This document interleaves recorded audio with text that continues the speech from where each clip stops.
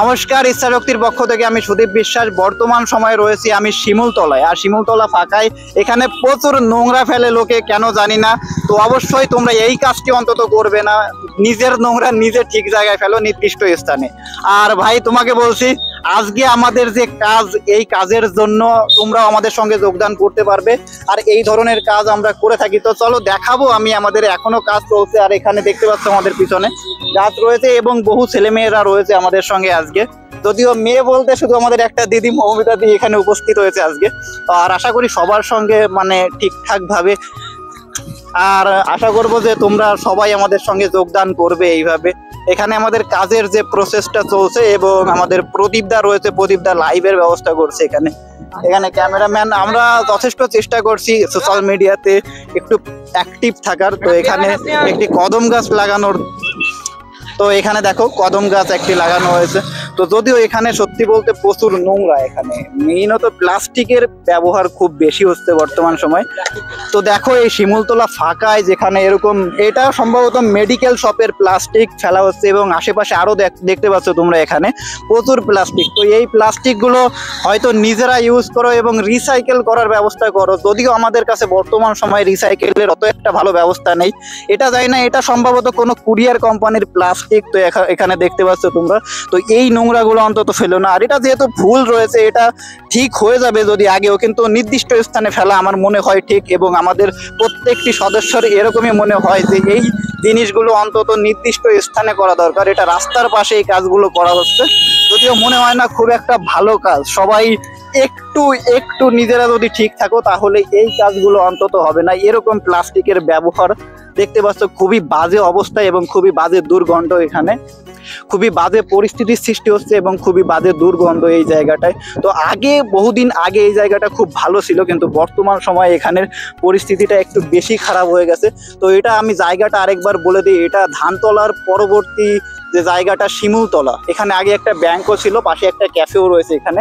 তো দেখতে পাচ্ছ এই জায়গাটায় অন্তত এইভাবে নোংরা করো না, একটি ভালো জায়গা এবং ফাঁকা জায়গা। এর জন্য আমরা এখানে গাছ লাগানোর সিদ্ধান্ত নিয়েছি এবং আমাদের গাছ লাগানোর প্রসেস চলছে। তো এই ধরনের ভিডিও দেখতে হলে অবশ্যই আমাদের এই ফেসবুক পেজটি ফলো করো এবং চ্যানেলটি সাবস্ক্রাইব করতে পারো। তো দেখা হচ্ছে আপনাদের সঙ্গে পরবর্তী ভিডিওতে।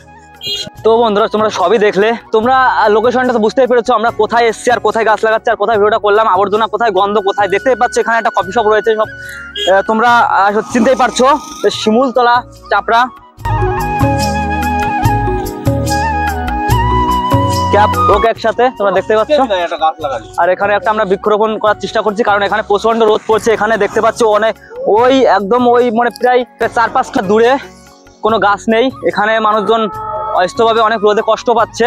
তা চাইবো যে আমরা কিছু গাছ লাগিয়ে চেষ্টা করবো এখানে একটু বড় করে, যাতে মানুষ একটু ছায়া পায়, একটু অক্সিজেন পায়।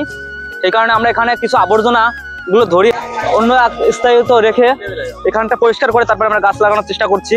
তো আমরা যখন অটো করে যখন রানাঘাট যাই, প্রচুর দুর্গন্ধ পাই।